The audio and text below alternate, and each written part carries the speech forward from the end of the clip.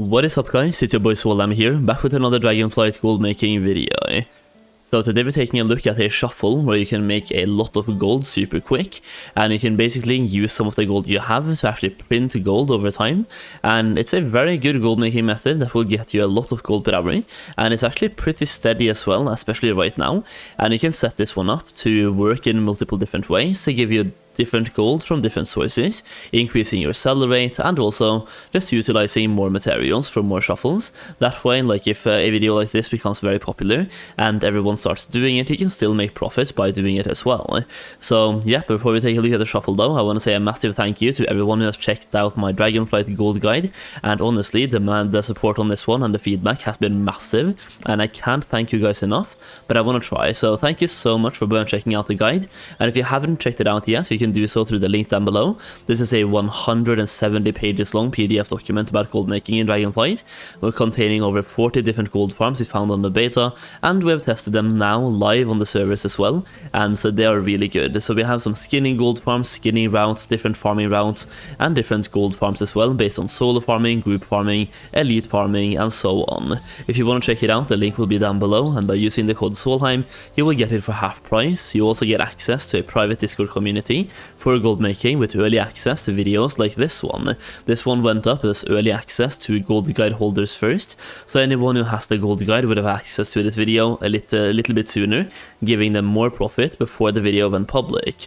Either way, let's take a look at the shuffle and how to make gold.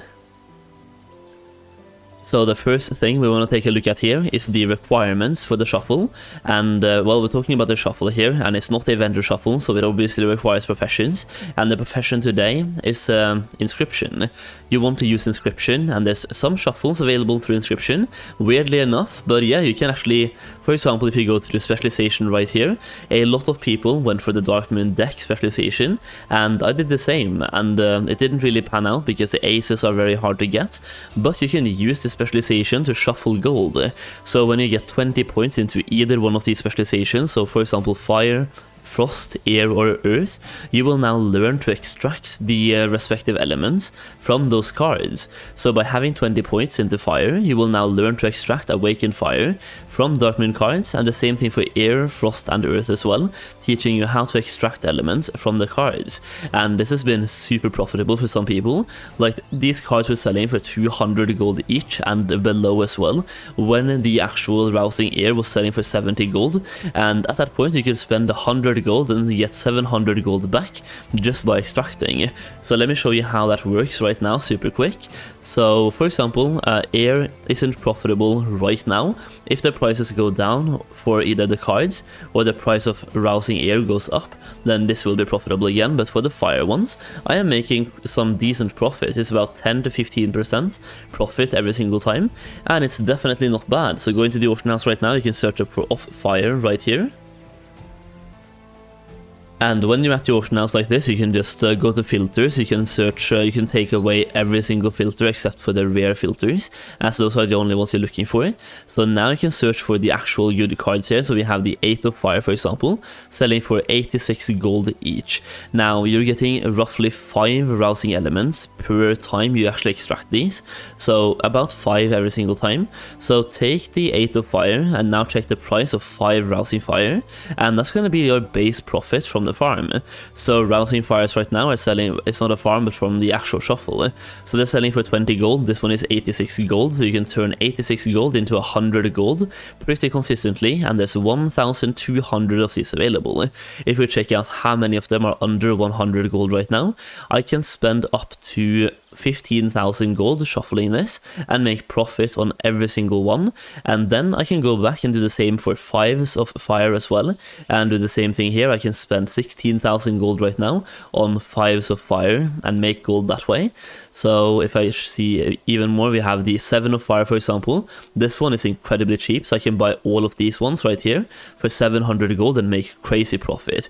If I just take these 7 right here, 14 7s of fire, and we can now just extract those 14 7s of fire that I just bought.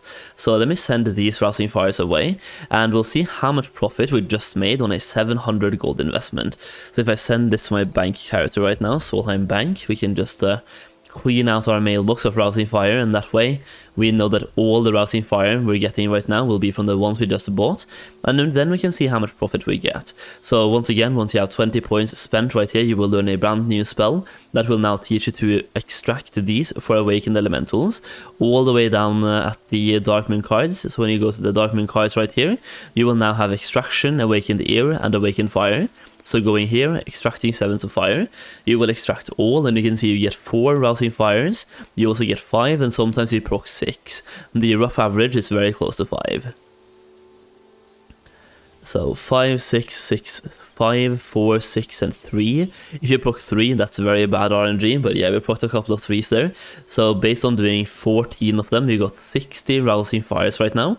And at the current rate they are selling for, you can just check the price.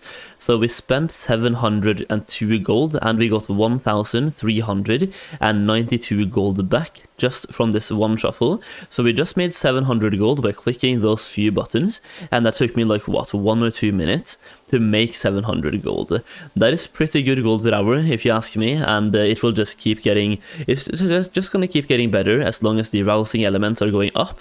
And for example, rousing fires have been on a slow uptrend lately, and rousing air is on a downtrend, but it could be going up again when the raids come out, for example. So a lot of the elements will, and they're selling super quick, so it's a shuffle where you can buy something and you can just shuffle materials and sell them super quick.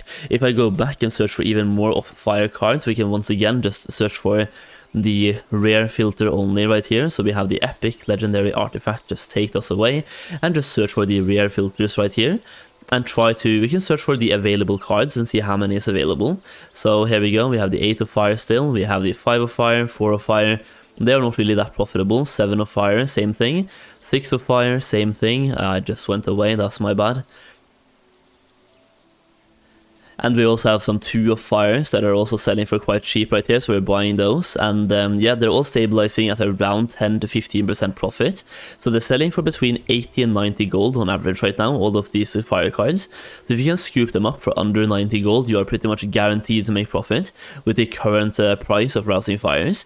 And once again, they're selling super quick, so it's not like it's not a risky shuffle.